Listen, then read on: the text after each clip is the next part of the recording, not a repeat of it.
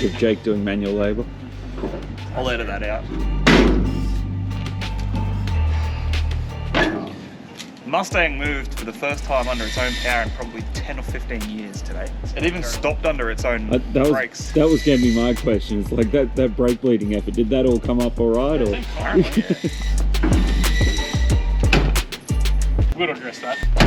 Yeah. Probably wouldn't hurt to put some wheel nuts on there. But you see, these ones aren't turning today, so it doesn't matter. This is pretty obnoxious too. Just standing here trying to have a conversation with someone. Going, bah, bah, bah, bah. Okay. You want to move that? It's actually really obnoxious. Oh yeah, I can imagine it is.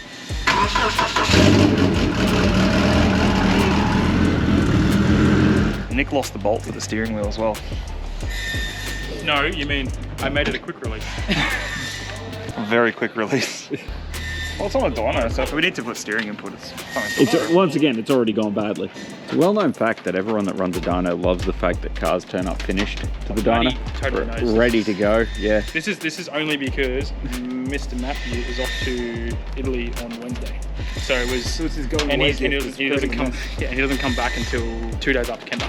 It was either put it on the dyno now or don't put it on the dyno at all. So in this episode of Jake and Friends, the Mustang moves under its own power. It does. That's a fact. It's yes. Yeah. Hopefully this afternoon it moves on its own power as well. We're down here at Hits in not in tuning services. Not in Southport like I misled to Aaron earlier. It's okay because we were still on time. We said be here at 8ish and Aaron got here at 8ish and we got here at 9ish. Plan for today is to chuck it on the dyno, get it up to 10, run through the gears, maybe do a gate pressure power run on it. He's only got a roller, so it's not like we're going to be able to hold it down if we do actually want to put some power in it, so we're not even going to bother trying. It's more just test it here while we've got the bonnet off, while we can have the bonnet off and actually see what's going on with it. We can make sure everything's functional and working, and water pumps and fans and everything is just means that so after today, hopefully we'll just be putting things back in so it's ready to tech and then it's ready to go to track. And hopefully in like what, 3 weeks? Oh god, yeah. That race meet that I still haven't even entered yet after bashing everyone for going when the entry's open, and then still not entering. Yeah, 3 weeks. We've got 2 weekends. On the third weekend, by now, we should already have done a couple of passes in this thing. So hit subscribe if you want to see that. If the last 3 weeks is anything to go by, I'm not sleeping for the next 3 weeks. But this is the first time the car's really been in the sun complete altogether. Today was the first day it drove under its own power in probably about 10 15 years. Like right now, it actually looks really good. I'm actually really, like right now, this is race car. Yeah. Look at those wheels on there. This is a drift car.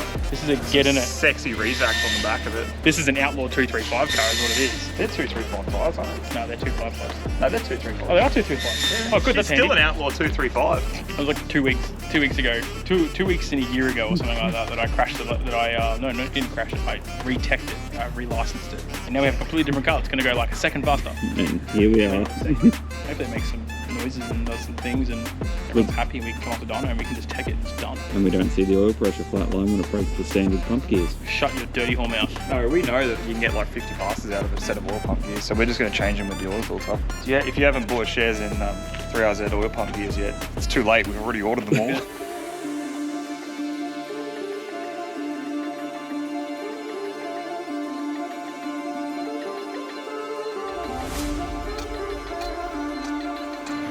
I don't know why you would have a sidebar 3RZ and not have you. I think so.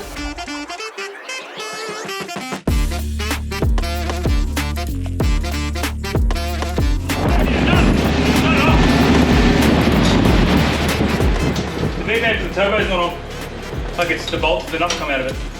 I was like, when you're saying there's no boost, I'm like, I can f***ing hear something over here. That's why we go to the dyno.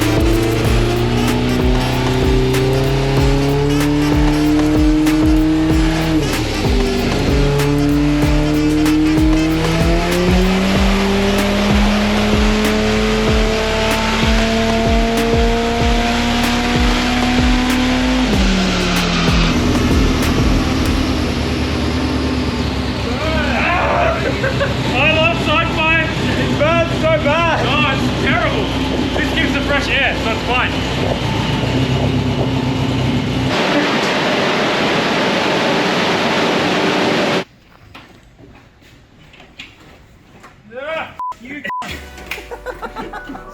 You good, mate? You good? No, the bottle is the spot.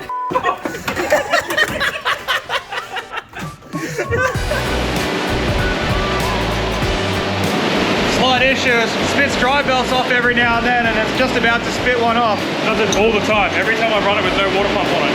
Minor details, we'll fix them later. So looking at that, That was after 2 power runs. coming back off, it's trying to slide its way off and it's cutting itself on that. Remember after the first little hit, it like moved forward? Yeah. That's what it's doing, it's just coming forward. And then that's cutting it on the, it's being pulled down so hard, it's cutting it on the pulley. So we've got 2 more power runs left, Matt. This is the last one I got.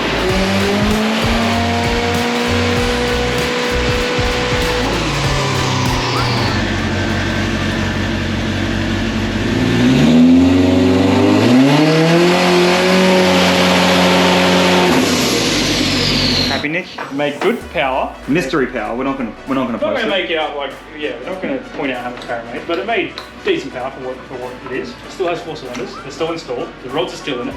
The gearbox seems to be holding temperature better than it was before. That cooler's in a way better spot than it used to be. Yeah, but considering it's the same gearbox, same converter, nothing's different. It's just way better, which is the only issue, like the major reoccurring issue we kept having with the Lexus was injectors and keeping the trans cold. So that's sort of that. The converter's spot on, because the flat line on the converter's perfect. Like it's, let's go ahead and run some 580s. So we're just leaving Matty's. That was as successful as that could have been. We've got 1 thread to repair. Oh, yeah, I didn't really cover that. I don't think I filmed any of it. But the intake manifold and Right at the end, right towards the end. They only got 5 bolts that hold the inlet manifold on. It's a pretty crappy design, but they were supposed to be NA from the factory, so it is what it is. But at the back of the head, it had 1 thread that was always kind of dicky, but it seemed to work. Obviously, now it doesn't, so it managed to rip the thread out of the head. I think it's lost the seal on the intake nut on cylinder number 4. After I hit it with more, I was like 36 pound, 36 pound. Yeah. After hitting it with that and then hitting it on the trans brake, the idle kind of never really settled down afterwards. And I think that was around that time it pushed probably distorted the gasket a little bit. Yeah. So it's not bad. You can't really hear it hissing at all. You can't really hear anything on it at idle. But you pour a bit of water over the top of it and it would start to misfire it.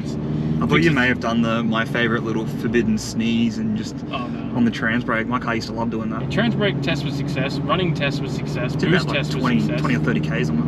Did like 34 Ks on the dyno, which is good. Just made sure the diff was running and moving, made sure the gearbox was working fine. Matty said it was smooth in the car, which is good enough. Yeah, realistically, that was as successful as we could really get. It made We're not really good going to power. go into the numbers, but it made good power. It made the most amount of power it's ever actually made on a dyno, but it's... Okay, put it this way. It made the most power it's ever made on... That running gear has ever made on that dyno on 6 PSI less than it's ever pushed on a dyno. But you also got to bear in mind that it's not turned all the way up. The boost isn't all the way there. The timing isn't all the way there. It's more of just to run it in, make sure it's all good. And when it did make those numbers back when it was in a Lexus, they couldn't hold it down hard enough. It was just blowing the tires off on the dyno. Yeah, which luckily this kind of helped the car naturally separates, which kind of made it easier to hold on the dyno. But that worked really well. I'm happy with that. The gearbox shift's nice. Gearbox oil temperatures are way better than they were before with the Lexus, which is a fantastic thing to fucking know.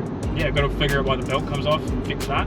Fix the dry belt, put a thread in the back of it, in the cylinder head, and then it's running gear wise, ready to go to the racetrack, ready to go running 5. So Nick's going to spend the next 2 weeks totally awake getting ready to go get out to Kenda. Stick with us because I don't know which order I'm releasing these videos in, but either I did the roll racing video last weekend or I'm doing it last week or next week. But either way, we're going to go home, unload this Foxbody, load the Crusader up, and we're going to go hit the racetrack and go spend the night out there and catch up with everyone. Haven't been out there for a while, so yeah, hit subscribe and follow us and we'll be back with that thing there. There might be one more build video on it, just maybe tidying up, getting it ready to actually do the racing that we're going to be doing. So yeah, stick with us and we'll see you around.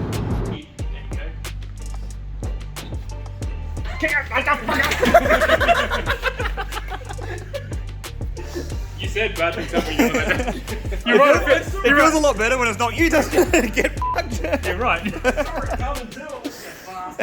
This is way more fun when it's not me.